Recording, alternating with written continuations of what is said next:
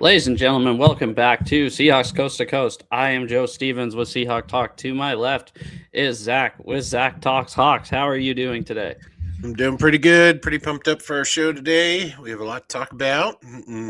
Excited to talk about the week that was and get excited for what's to come here come playoff time. Yeah, hopefully that commenter from your channel comes back this week. that so I really hope he comes back, but I don't see it happening for some reason. For some weird reason. Let's get into it. Let's get into the Seahawks 49ers. Yeah, so Seattle squares off against 49ers, everything on the line, and ends in a 13-3 game. Really didn't feel like a 13-3 game. Nope. Really was a awesome defensive performance for Seattle and a few other benchmarks that I feel like not a lot of people are winding up talking about. I mean, Seattle ran the ball very, very well against San Francisco, and with Kenneth Walker, 16 carries, 97 yards. Charbonnet was 17 carries for 74 yards and his touchdown.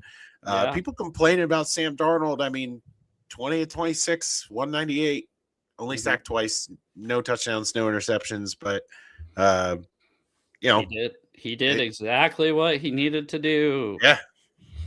It's like we're going to complain about him for making boneheaded decisions in big games, right? Like we did, like we have been this entire time, like everybody has. Like, oh, Darnold can't win big games. Darnold chokes in big games. Look what he did. He rode the back of the defense and rode the back of the running game, and we won the game, and that's all that matters. So, and really, the crazy on fire San Francisco offense was held to 127 passing yards. Christian McCaffrey averaged less than 3 yards a carry, 8 carries, 23 yards. They were not good at all. Seattle just kept bombarding with pressure, and anything that San Fran wanted to do underneath to get McCaffrey involved was snuffed out quickly. Just an awesome defensive performance. Just so weird that we talked about it last week. It's just so weird that when you hire a guy to stop Sean McVay and Kyle Shanahan, and he does it, it's bizarre. It's bizarre that people are surprised. It's bizarre that people are more of blaming the 49ers than crediting the Seahawks defense. Sorry. I think it's hilarious. I don't know if you saw Shrimp Bayless posted on Monday night and was like, the 49ers have a better quarterback and head coach, but the Seahawks have a better roster. Well, if you want to look coach to coach, I'd say Mike McDonald outcoached him pretty freaking good.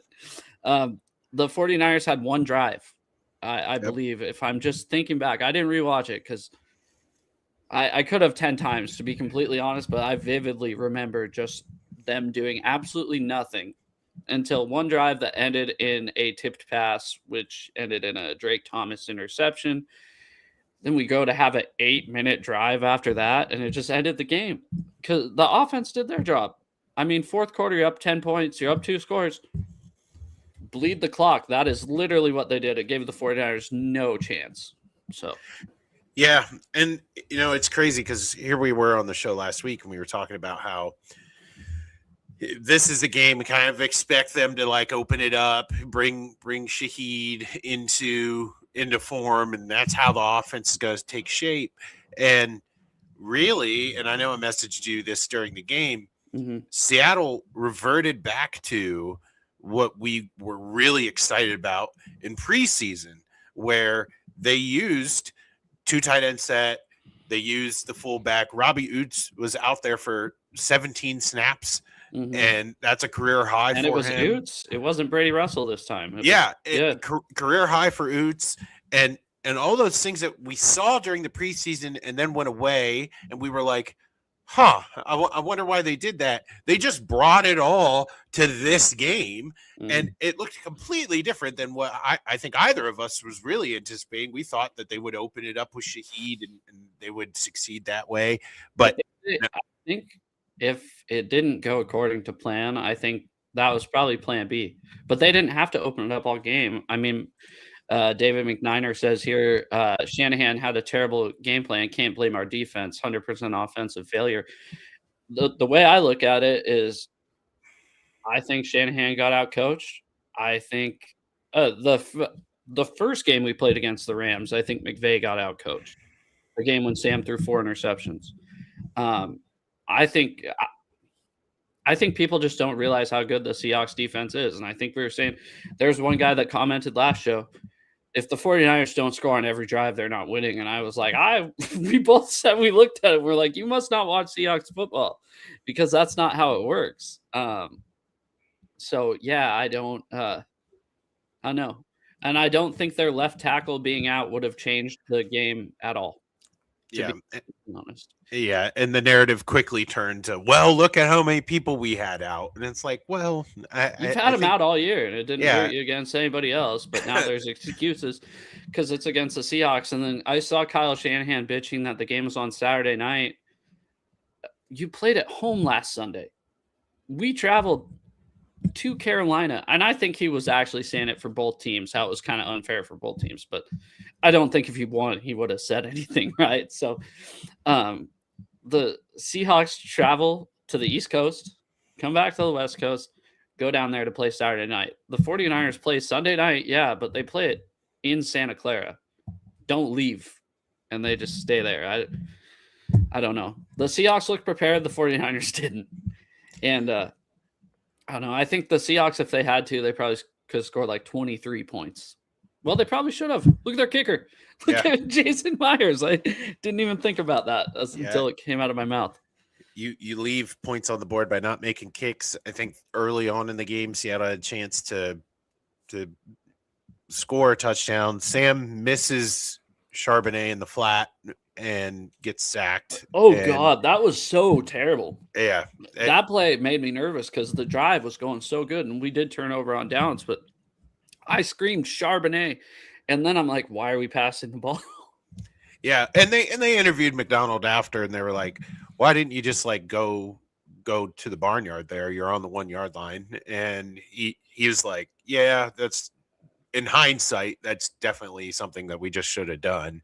And that's what I love about McDonald. He is first guy in line to say, hey, there's always room to grow. There's things to learn from.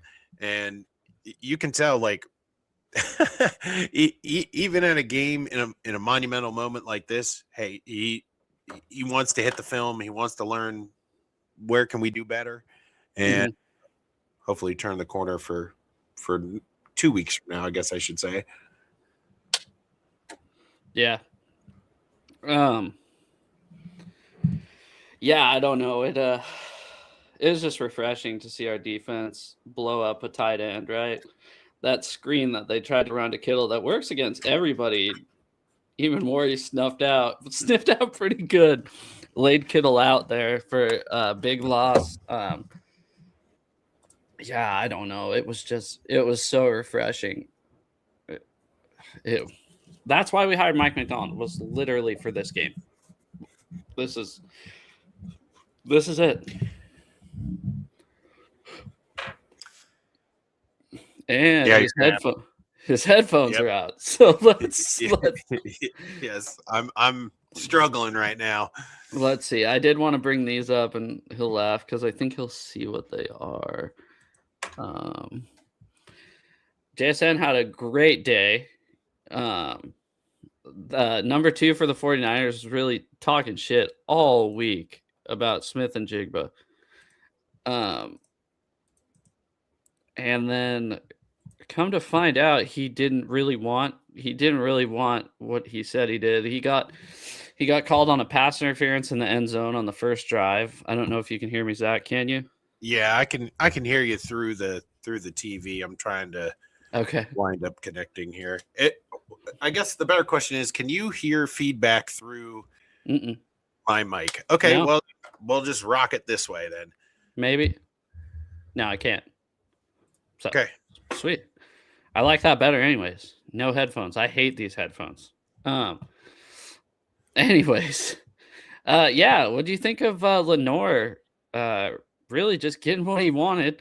He didn't get to line up. I thought it was funny during the game. Troy Aikman said, "I don't know why he said that. He's never really shadowed anybody all season." And then I think what explains this the most is JSN said really nothing about it to him all week. And then his response was, "It's hard to respond to all my fans," when they asked how he didn't, or how he responded to him. So it's just, I don't know. I think it showed JSN had never got in his head, like the guy wanted him to. And yeah. I did like the viral clip of JSN just like manhandling him to the ground. Yeah. Oh, there's the one of that's the pass interference they called on him, which he was arguing with, but normally you can't like drag the receiver's arm like that. So yeah. McNider here says, in your opinion, are the Seahawks a better road or home team? Well, fortunately for us, we don't have to worry about that. But they have been stellar on the road. I think that's a stat that cannot be ignored. We talked early in the year about Seattle's home woes, and they've left. I think that's a much lesser conversation now than what it was in the beginning of the year. I still think they are a better road team than they are a home team, but it's not because they're as bad as what they were at home. Mm-hmm. I just think they are in a historically good road team. And they just prep well, and it doesn't bother them that they have to travel. It doesn't bother them short weeks. It's hostile environments doesn't get in this team's head. I mean, guys, what are we talking? They lost 3 games this year, and 2 of them were at home and 1 was on the road. I mean, what do you want? What do you want us to say? Right? Yeah. Are they better road team? Technically, yes. But you've seen us dominate teams at home. You've seen us come from behind at home. You've seen us win ugly games at home, right? Just 3 thinking about them. The Cardinals game at home, dominate. The Colts game, ugly. The Rams game, ugly, but came back. So this team, like we said, they can win anywhere, and however they need to do it, they find a way. So, yeah. I loved JSN. Lenore kind of came up to him and tried to, obviously way away from the play, get a shot at Smith and Jigba, and Smith and Jigba was ready, and it ended up with Lenore flat on his back. And then the best was this Lenore posting on Instagram afterwards, like defending himself, like with a PFF grade and stuff. And it's like, obviously you lost the matchup. You're the one that wanted all the attention on you.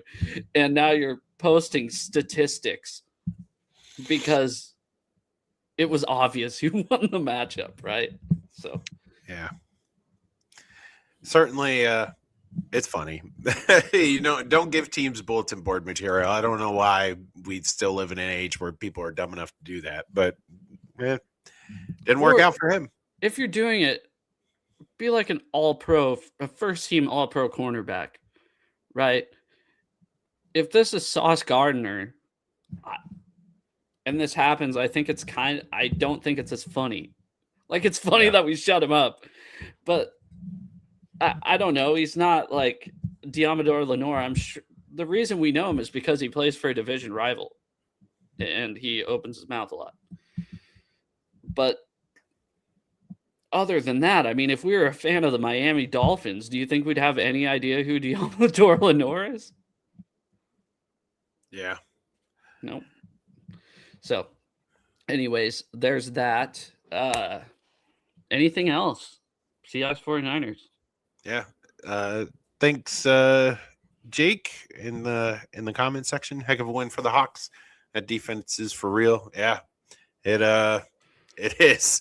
I think like it's now we're in a spot where there's so much expectations on this team. That's what's crazy. There is from us. That's another Yeah. thing I was going to bring up. There is from us. Like, this is the most nervous I've been going into the playoffs since probably 2015, the year after we lost the Super Bowl to the Patriots, because I know how good we are, right? Like 16, 18, 16, 18, 19, 20, and 22, we made the playoffs all those years, but there wasn't this expectation from like personally that I feel that, hey, we can run the table and win this thing. I think that's why I'm so nervous for the playoffs this year. Sorry. No, I agree. I feel like I was so like obviously at the beginning of the year we both thought that the defense was going to be really good. A lot of question marks on offense. Some question marks with the linebacker play, but we generally speaking like felt comfortable that they were going to be good, and now they're great. And now I look forward into this playoff run and I'm like, gosh, like I want to be just happy with how well they have done in this season. You can't do it. And you can't do it now. It's just I didn't think that they would be battling for the West. I certainly didn't think they'd be battling for a number 1 seed. And I want to give the team their flowers and be like, man, this season's been a lot of fun. But now that they're the 1 seed, it's like, well, shoot, like there's so much that comes with that in terms of expectations. I am now nervous that this team might falter to a place where the national media is going to drown out just how awesome this year has been. Obviously you play to win the Super Bowl, right? So that's the goal that's out in front of this team. They got to go and get it. But man, I'm nervous. Like I just, it's so wide open. Any given week, anybody can beat anybody. You look at the Panthers matchup here in round 1, and I know we're going to talk playoffs here in a bit. It's like, yeah, we will. They have already shown like any given week, anything can happen. Mm-hmm. So we just don't know. And it was their off week last week, even though it was their off week the week before. Too. It was supposed to be their on week. Now I don't. Now I really can't read the Panthers. I have no idea. They were just saving it. So, anyways, yeah. So I've heard a lot of the national media talk. I don't think there's really a lot of injury news to get to before we kind of get to the playoffs. Yeah. Kobe Bryant, Charles Cross, they're both eligible to come back. This bye really helps. Josh Jones even able to come back. Old news, Torrey Horton out for the year. So it's nothing crazy or new. Yeah, I don't think it's the only reason I'm pulling this up is I think that's freaking awesome. We have an offensive lineman that gets a second contract. This is our first one in the John Schneider era that has been a second contract, first round pick offensive lineman. So, yeah, so I think that shows that they're not too worried about his injury. Otherwise, I don't think they'd be signing him to a $25 million a year deal while he was hurt. So, oh, shoot. There's darkness. But no, I kind of wanted to say, like, the national media, the thing I keep hearing, and thing that I keep hearing that bugs me the most, well, there's two things. One is they're hyper focused on Sam Darnold. The national media, it's like they don't really watch the team. They just look on a list. Who's the quarterback for this team? Oh, it's Sam Darnold. Well, he's not supposed to be there. He's not supposed to. He folds in big games, right? The other thing that really bugs me, what they keep doing is They go, well, McVay's been there before. Shanahan's been there before. Sirianni's been there before. There was a time when those guys weren't there before either. Sorry, I think that's a dumb argument. I think playoff football being different for coaches is overrated. Every game's kind of like a playoff game in the NFL. It's not like baseball where a middle of June game isn't important. Every game is important in the NFL. And I think Mike McDonald obviously knows that. So anything you have to say to that? Sorry. Yeah, don't apologize. I think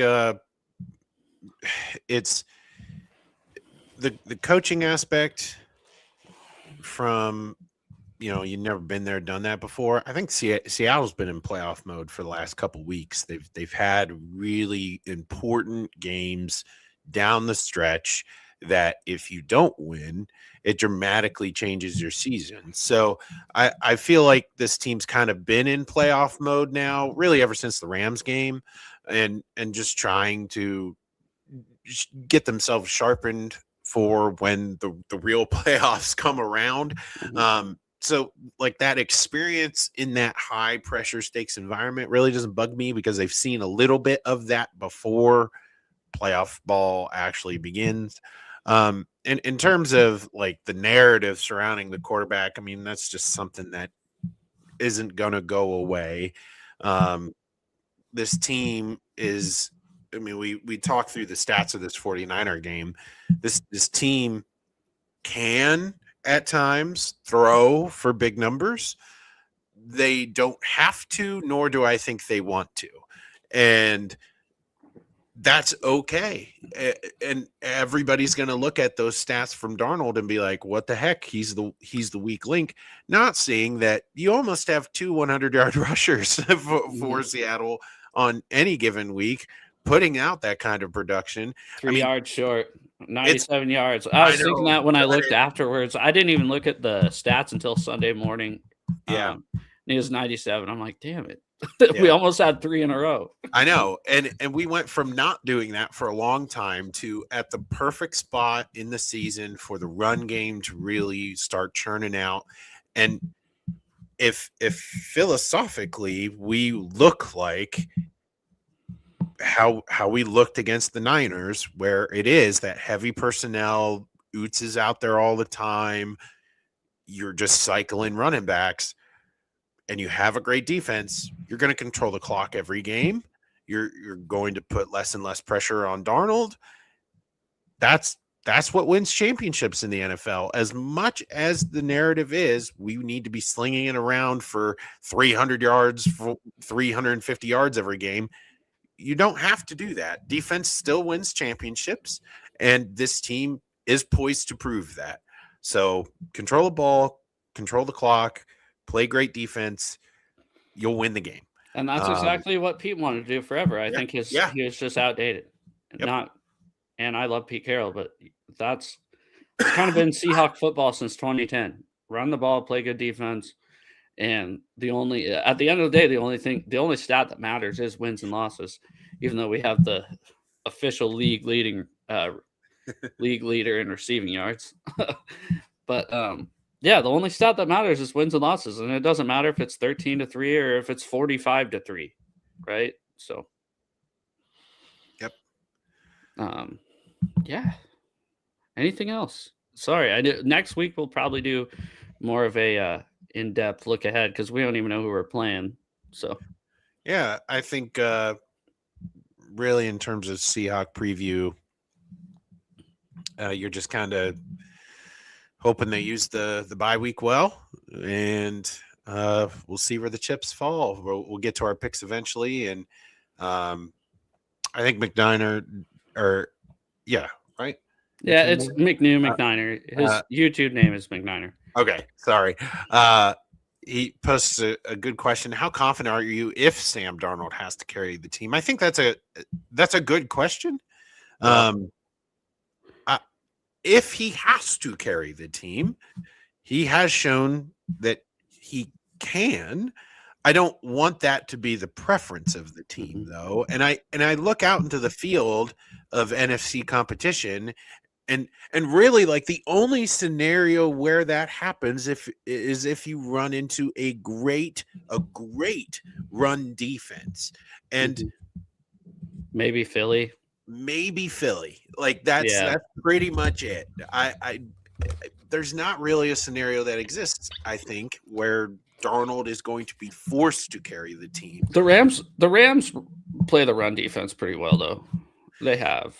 Yeah, I also feel like our running game has gotten more rounded since we even played them last, and we were good against them, when we played them in the run game. So it just I feel confident enough where it's kind of like if you have a good backup in the NFL and you're like, he can go and win like 2 or 3 games. Like, I don't trust him for like long stretches of making it happen, but he can definitely do that for 2 or 3 games.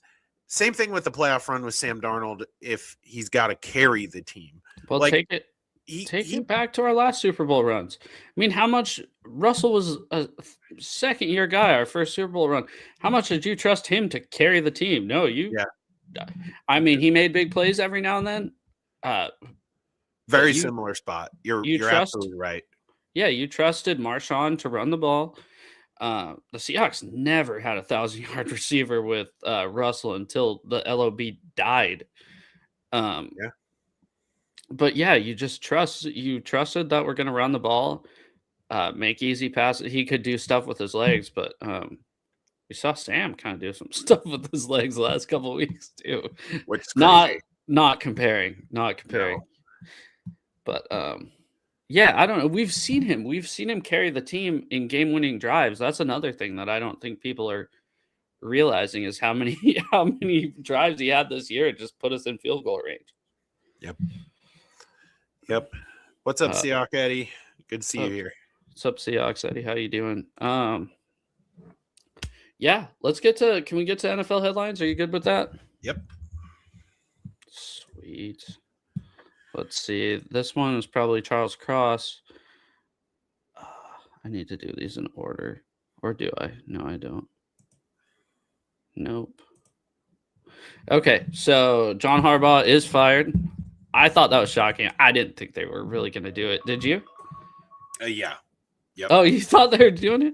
Yep. So, like, my bead was whoever loses the North is getting fired.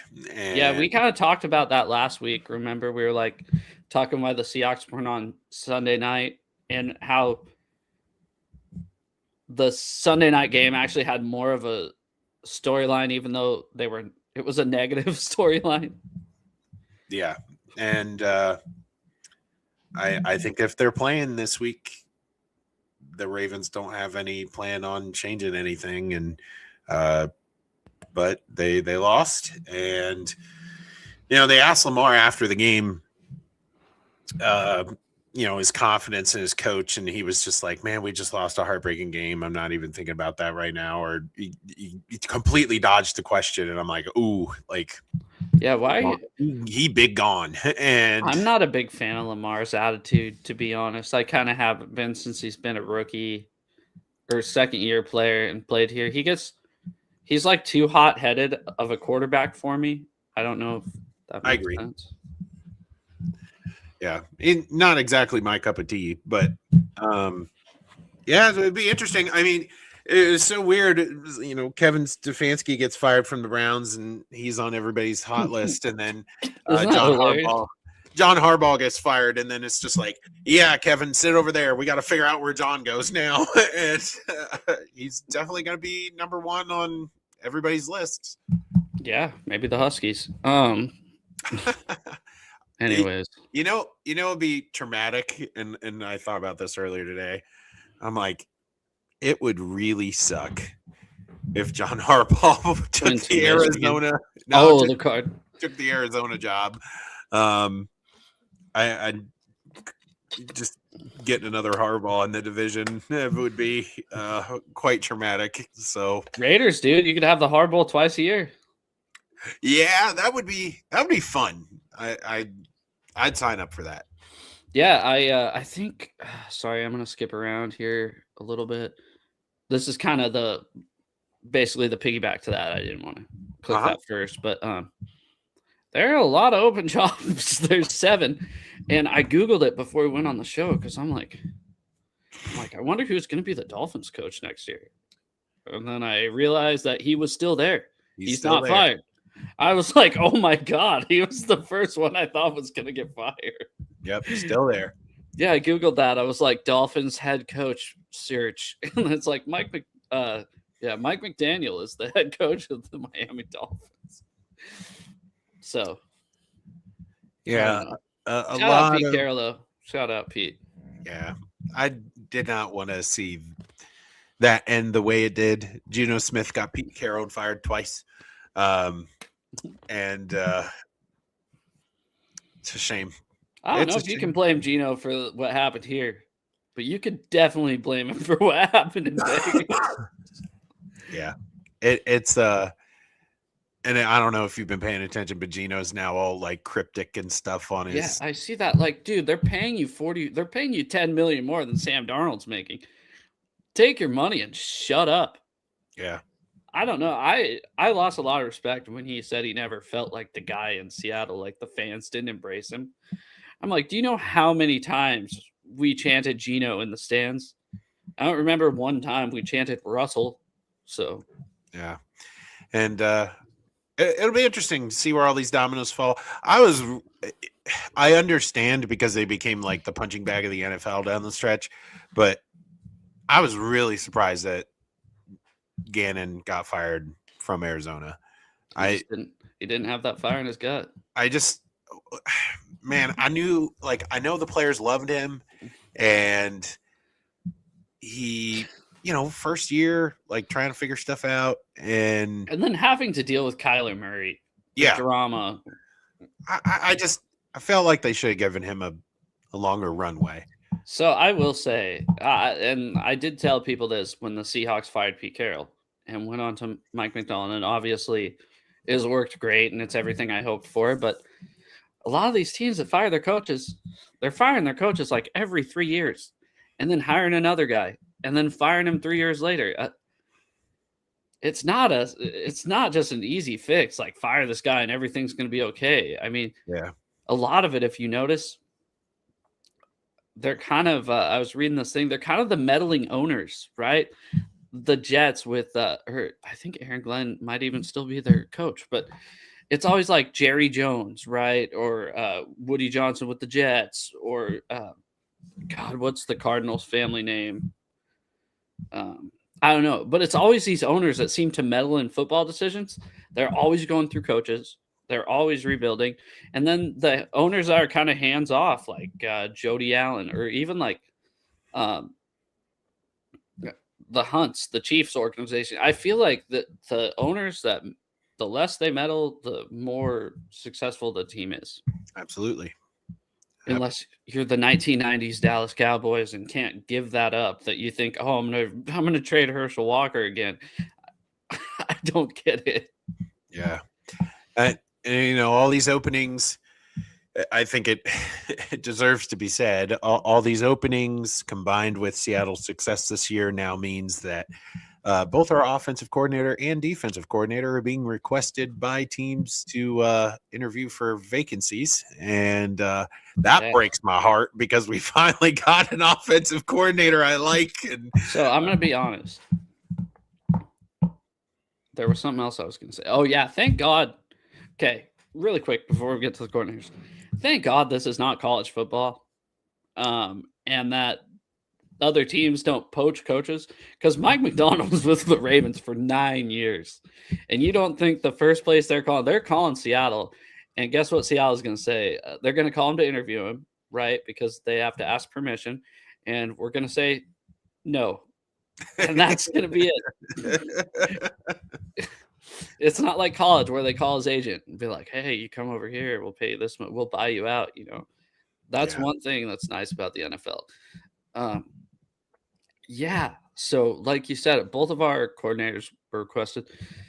Let me ask you a question, because we talked about this kind of going into last week, and people are up in arms. how much do you love Clint Kubiak? Because I don't love Clint Kubiak. I feel like his game plans have been very flat lately. It would have been a much different conversation if the 49er game didn't happen the way it happened. Because, man, like when we got Clint Kubiak, there was this promise of like big personnel, play action, fullback centric Big Ten football, and like that's kind of been like my go-to phrase here on the show, which is like I want the Seahawks to be like the Big Ten, like 3 yards in a cloud of dust, like just beat the opponents into submission, and we saw that in the preseason and very very early in the season, and then it went away, and so like during that time, I'm like, I don't really care if we lose Kubiak. It's not a big deal. And his personality, like as far as a head coach goes, that's the first thing you heard when he got hired here was he's not a head coach. Yeah. He's not going to have the personality to be a head coach. But now, like, the Niner game happened, and if the pendulum is starting to swing the other way, and like this is the offense that we're getting for the playoffs, like I want the coordinator that is unafraid to do the exact opposite of what the NFL by and large is doing. And like, I love the boldness of being like, we are the Seattle Seahawks. We play great defense. That's their job. And my job is to not get swept up in quarterback narratives and wide receiver record narratives. We are going to run the football. We're going to be physical in the offensive line. And we're just going to beat the snot out of you every week. Well, like, that's what I want out of a coordinator. And he might be now again that guy. And I don't want to lose that because they are few and far between in today's NFL. I'll tell you why I wouldn't want to lose him, and it's kind of less to do with that. We saw what it looked like when the head coach and coordinator were disconnected last year. I mean, I think Ryan Grubb's and I'm a Husky fan, so total bias, but I think Ryan Grubb is a great coordinator when he can actually run the offense he wants to run. Okay. I think the fact that, say it's not even Clint Kubiak, but they're answering to Mike Macdonald. They're running the offense that Mike Macdonald, yes, they're running it in their way, but they're doing what Mike Macdonald wants to do. They want to control the clock. They want to, run this certain type of plays, maybe not specific. Macdonald doesn't say specifically what he wants to run, but this is what we want to do on offense. That's why I'm not as scared to lose him. And I don't think we're going to. Yeah. And you also have to remember like the connection with Darnold and Kubiak. I mean, that there's definitely something there, and I think losing that would hurt Sam. So, you got to protect valuable assets. I think he is one. And now, like the Browns requesting to interview our defensive coordinator, I am shocked. I'm gonna be honest. I'd be happy to see him go. I cannot stand the British accent, dude.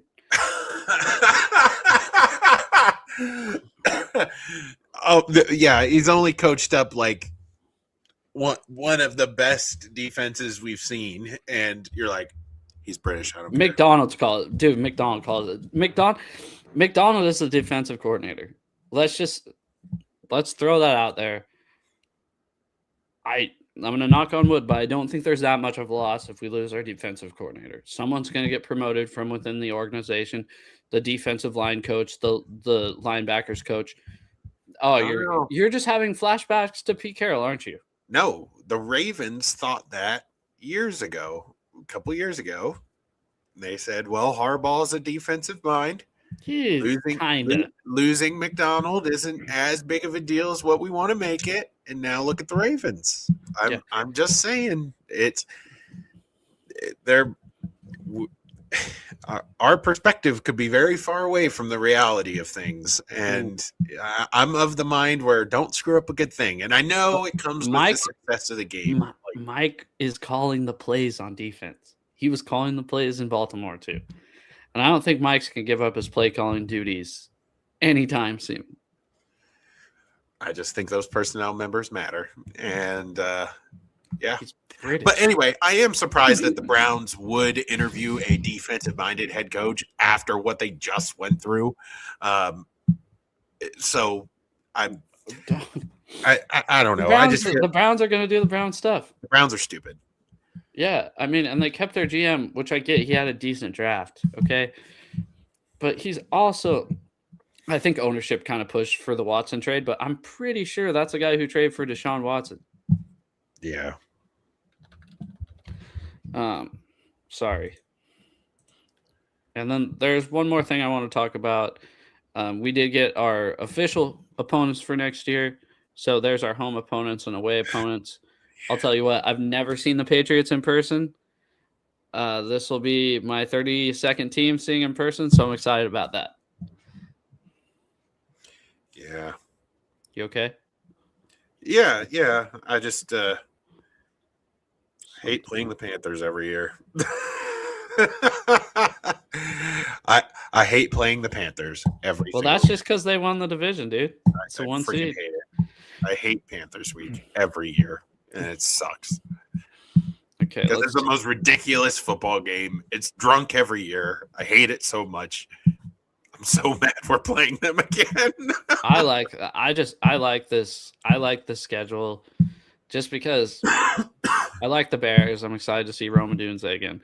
Never seen the Patriots in person. That's literally the only team in the NFL that I've never seen play a football game in person. And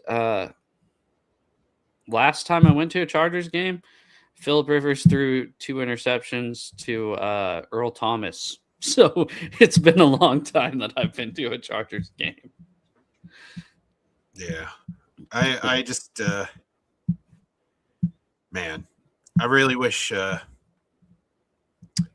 really wish we didn't play the Panthers. That's really the only thing I care about for next year's season, because the teams are going to change. It doesn't the teams are going to change. It's every year we take a look at these schedules super duper early, and it's I mean, that's not the schedule. It's the opponents. Yeah, well, the opponent, and the only reason it's cool for me, is because I go to the home games, so I get to see who who are actually playing at home.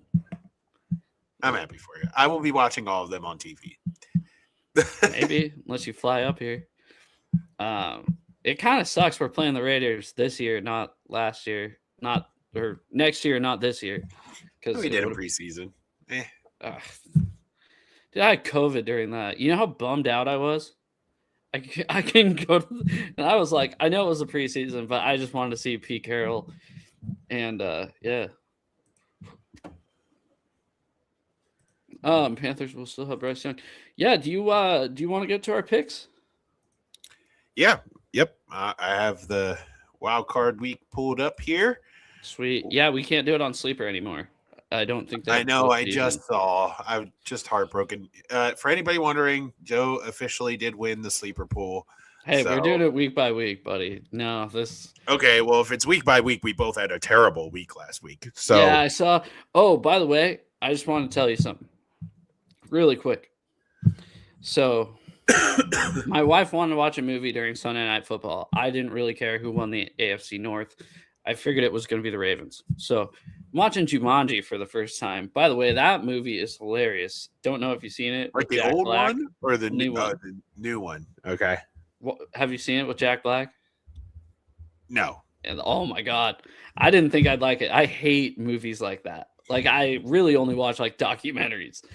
And so basically a girl takes over his body, basically this pretty high school girl. And he just talks like a chick the entire time.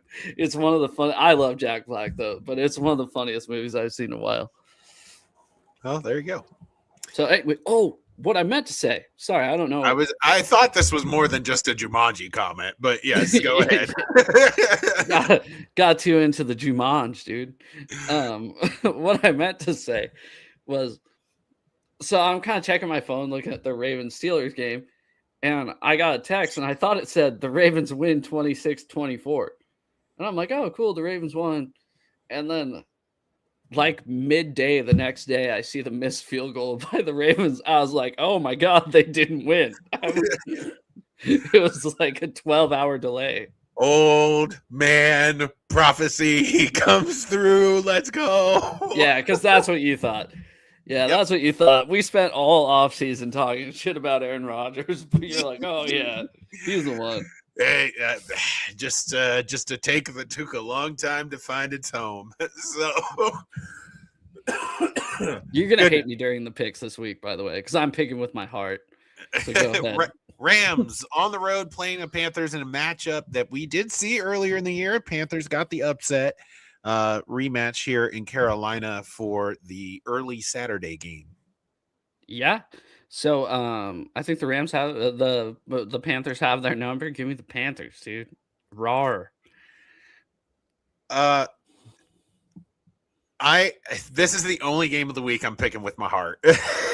I'm also picking Carolina because look, they've shown they can beat this good team. So, and the Rams have been stumbling and bumbling their way into the playoffs.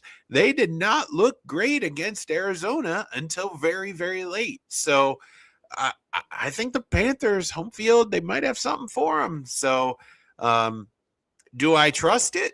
No, but I'm gonna here's to hoping, right? Carolina with the upset of the week. This is gonna be a barn burner. Saturday night, Packers, Bears. So I'm gonna be honest. If the Panthers do somehow win, okay, I'm rooting for the Bears. If the more likely scenario happens, I'm rooting for the Packers. So this is really just who I'm rooting for. I'm taking this week. I don't care. At least the NFC side, I don't really care about the AFC.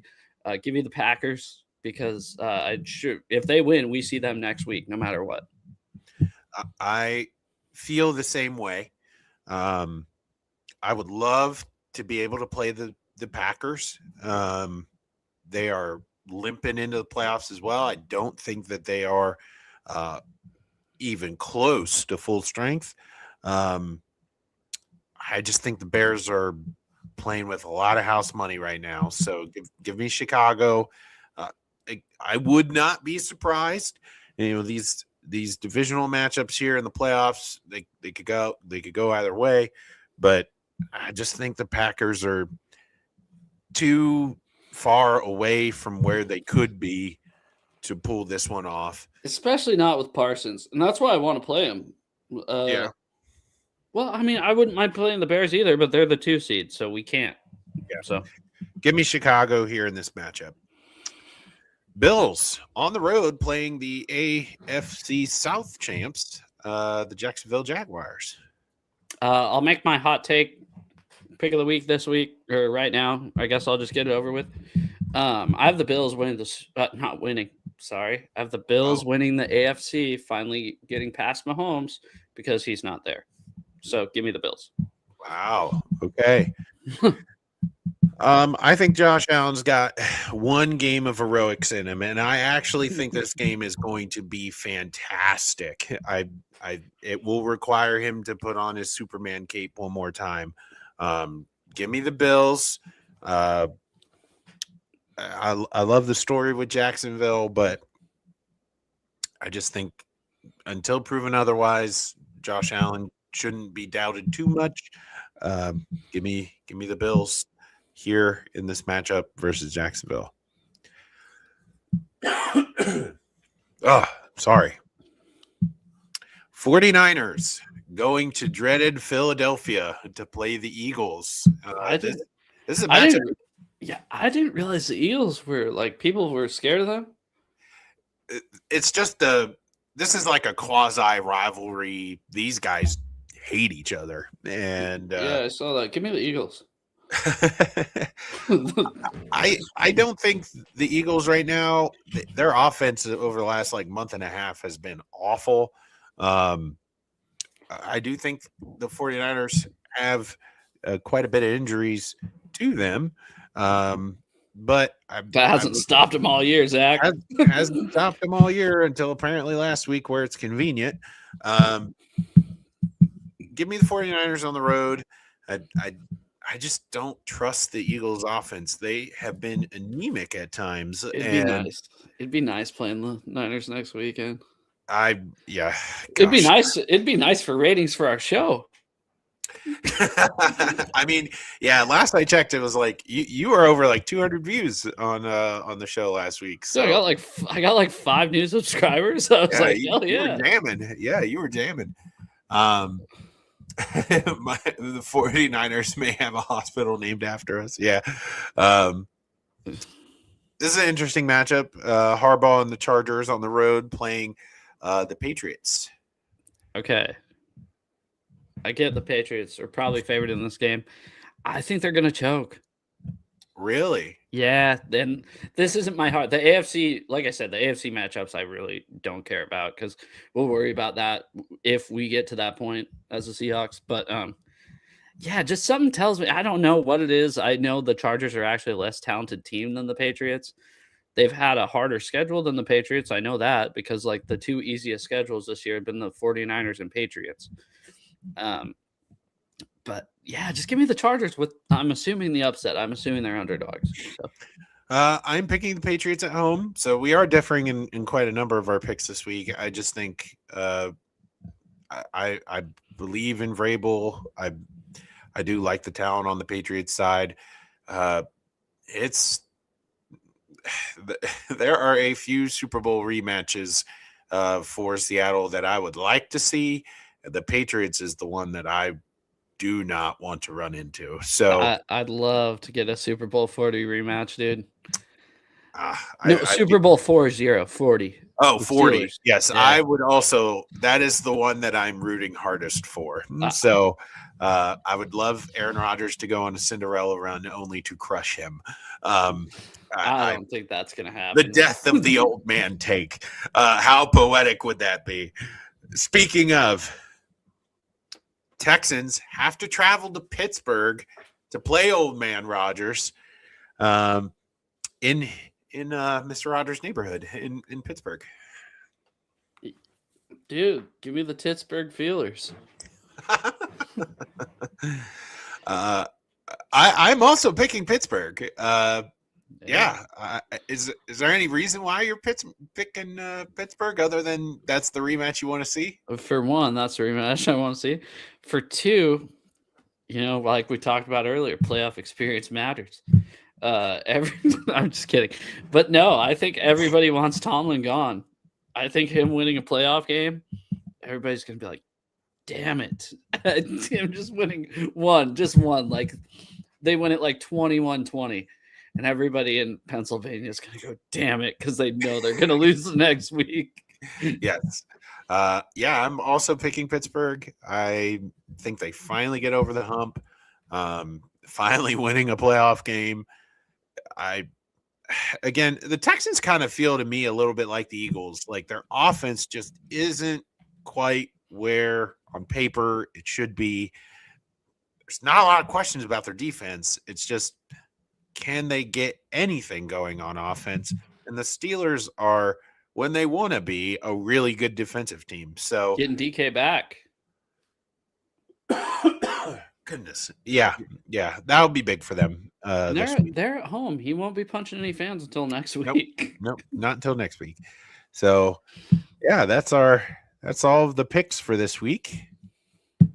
I think you know what? We're doing the same exact thing we're doing last year, wild card weekend, not watching the Seahawks. But I think this year we're a little more upbeat about not watching the Seahawks than last year. For sure. I was thinking that. I was like, man, we haven't watched the Seahawks on wild card weekend since 2022. Yeah, it's McNew wants the Texans. Only 39 games rather than me. I turn my picks into this guy every week, by the way. For the first half of the year, before we had Sleeper, I was actually just, of course I do it with my phone. there's like a little spreadsheet where you fill in the bubbles, and I was just doing it with on that. But yeah, you have a hot take. I feel like you're saving it. It's been simmering right now. It's been simmering all show. I do have a hot take, and it is a continuation of last week's hot take. I think Aaron Rodgers is going to wind up having another game-winning drive and rescue the Steelers this week. I think your take last week? My take last week was that Aaron Rodgers was going to lead the Steelers to win the North. Badass, dude. He was my last old man take. Mine was totally wrong. What was your take last week? All the road teams were going to win. Only one of them won, and it was the Seahawks. Or no, I know I did talk about Aaron Rodgers last week, but I think now that I think about it, my take last week. Do you write them down? No, but I remember it. My take for last week was about Quinn Ewers. Oh yeah, no, they got the shit kicked out of them. Yes, they did. Yes, they did. I was like, I think Quinn Ewers is going to play well enough that it'll give Miami something to think about. Yeah, that's what it was. Season. And he's 16 to 23, 137, 1 touchdown, 1 pick. What was the score? 38-10. Yeah, they played the Bills, right? No, the Patriots. The Bills must have been the Jets then. Yes. Yeah, because they were all divisional matchups. So. But yeah, my hot take this week is all Aaron Rodgers all the time. So that's old man take will live on until it can't no more. Did it kind of piss you off when Myles Garrett broke the sack record? I actually watched that game for the only purpose of Myles Garrett breaking the sack record. So he almost didn't do it. So I walked in. I got done unloading wood out of my pickup truck, and so I unloaded it, and I was like, "Oh, I'm not going to stack it today. I'm just going to walk inside." And I have Sunday ticket, so I had that game on for some reason, and I walked in right after he did it, and I was like, "Oh, there's only 5 minutes left in the fourth." Yeah. He almost didn't do it. Nope. He tried for a long time, and Burrow did not let him just nab it. I mean, it was not easy. Well, it's kind of like Cal Raleigh, right? It's kind of like going for 60. Well, I guess he got 60 pretty easy, but going for 61, they didn't let him have it because he literally the last series of the year, he was literally just hunting for home runs because they already had the division wrapped up. Yeah. And what a crazy year we've had. So I want to bring this up really quick. Okay. Is that fine before you say that? Because it has to do with it. So I think I went to the 2 best regular season games in the last, we'll say the 2020. So this decade of Seattle sports. I went to the Cal Raleigh number 60 home run game where we won the division, where we clinched the division. And I went to the Thursday night Seahawks game, the comeback. I think those have to be the 2 best of the year, right? Yeah. You nailed it. Yeah. For somebody that didn't make Mariners games a big habit, you certainly picked the right one to go to. Yeah, that's what I mean. I went to, I think, like 10 last year. Yeah. But not like, the Seahawks is pretty, it's pretty obvious I went because I go to all the games, which sucks that I'm not going to the playoffs. We thought my daughter was going to be born during the playoff run. So I was like, I told my uncle who has the tickets, I was like, oh, I can't go. So he didn't renew them for the playoffs. But whatever. It'll be fun watching them from home with a baby girl. Yeah. I just got lucked into the Mariners one. I almost went the night before too. And then I had our podcast the night before, maybe. I don't remember what it was. But yeah. You're welcome. No, I canceled our podcast that night. I'm sorry. I don't know what I was doing the night before because I texted you, remember? Yeah. So, I don't know. You're like, it was worth missing the podcast. So, do you think Seattle's new Boston? if we win the Super Bowl? No. Why? Nah. You got Until I see it otherwise. You got a problem? You're so East Coast biased. You can't just admit a city from the West Coast having two awesome sports franchises can happen. Well, the Mariners are a perennial awesome franchise. So no, they suck. And we've talked about this a bunch, but they're on the rise. So until I see them break through the glass ceiling and actually make it there, yeah, all comparisons to anybody who's ever done anything is kind of premature. Yeah. No, I just my thing always was they talk about, how the Mariners can't spend a bunch of money, but they could. There's no salary cap, and it's like, why can't we be the Boston? The Seahawks have done their part, and I mean the Patriots from like 2004 to 2019. That's like, you can't repeat that. No one's ever repeat that. Joe Montana didn't do it. Terry Bradshaw didn't do that. That's an outlier of anything. But I mean, just the sports town going to championships every year. Why can't Seattle do that? Yeah. And right now they're doing it. So, yeah, or at least deep. If they had their basketball team, maybe, So, dude, the Kraken killing it. I guess I'm not sure. I hear about it on the radio like every week. So. Oh, you pay attention to hockey? I hate hockey. I only pay attention to hockey when it gets to playoff time. I don't even like it.